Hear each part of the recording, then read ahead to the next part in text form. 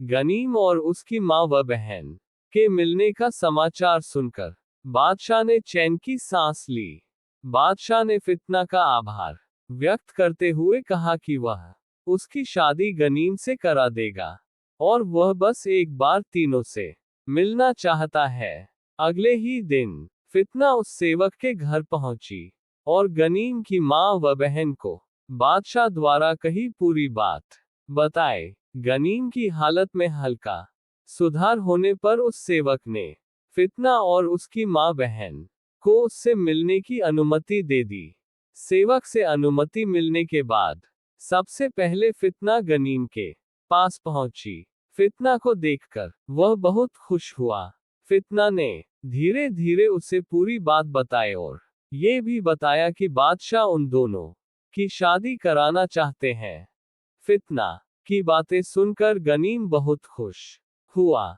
उसके बाद फितना ने गनीम की माँ और बहन को भी उससे मिलने के लिए बुलवा लिया। गनीम को देखकर दोनों खुशी के आंसू रोने लगी।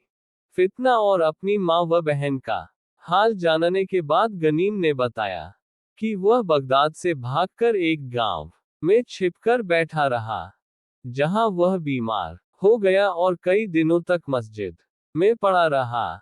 उसके बाद एक किसान ने उस पर दया कर ऊंट वाले को किराया देकर उसे बगदाद भिजवा दिया। गनीम की बात सुनकर उसकी माँ बहन और फितना रोने लगे और उसे जीवित रखने के लिए ईश्वर का धन्यवाद करने लगे। कुछ दिन बाद औषधियों के असर से गनीम धीरे धीरे स्वस्थ होने लगा। उसके बाद गनीम उसकी माँ व बहन का बादशाह से मिलने का दिन नजदीक आने लगा। हालांकि उनके पास बादशाह के सामने पेश होने के लिए धन के कपड़े तक नहीं थे, तो फितना महल से बहुत सारी अशफियां ले आए और कुछ उस सेवक को दी और कुछ अशफियों से तीनों गनीम उसकी माँ व बहन के लिए कपड़े बनवाए। कुछ दिन बाद जब गनीम चलने फिरने के योग्य हो गया तो बादशाह से मिलने के लिए एक दिन निश्चित किया गया। उस दिन गनीम व उसकी माँ और बहन को लेने के लिए महल से खास शाही सवारी उस सेवक के घर भेजी गई। उस दिन पूरा दरबार सजा हुआ था। गनीम, उसकी माँ और बहन तीनों फितना के साथ दरबार में बादशाह के सामने उपस्थित हुए। चारों ने बादशाह का अभिवादन किया। उन्हें देखकर बादशाह ने प्रसन्न होकर अभिवादन स्वीकार किया। बादशाह के कहने पर गनीम ने उन्हें फितना की जान बचाने का पूरा किस्सा सुनाया, जिसे सुनकर बादशाह बहुत खुश हुआ और गनीम को सम्मान व कीमती कपड़े आदि देने का आदेश दिया। साथ ही बादशाह ने गनीम को अपने दरबार में एक उच्च पद पर भी आसीन किया। उसी शाम बादशाह ने गनीम और फितना को महल में बुलवाया। बादशाह ने गनीम से अपनी माँ और बहन को भी साथ लाने के लिए कहा। चारों के महल पहुंचने पर खलीफा ने उनसे कहा कि उनके कारण सभी को कष्ट झेलना पड़ा, जिसके लिए वह दुखी है।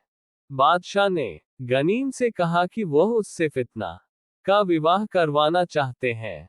इसके साथ ही वह स्वयं गनीम की बहन से शादी कर उसे रानी का दर्जा देना चाहते हैं। बादशाह ने गनीम की माँ से कहा कि आपकी आयु अभी ज्यादा नहीं है, इसलिए आप हमारे मंत्री जाफर से शादी कर लें। बादशाह ने सबकी स्वीकृति मिलने पर उसी समय काजी और गवाहों को महल में बुलवाया और तीनों निकाह साथ में पढ़वाए।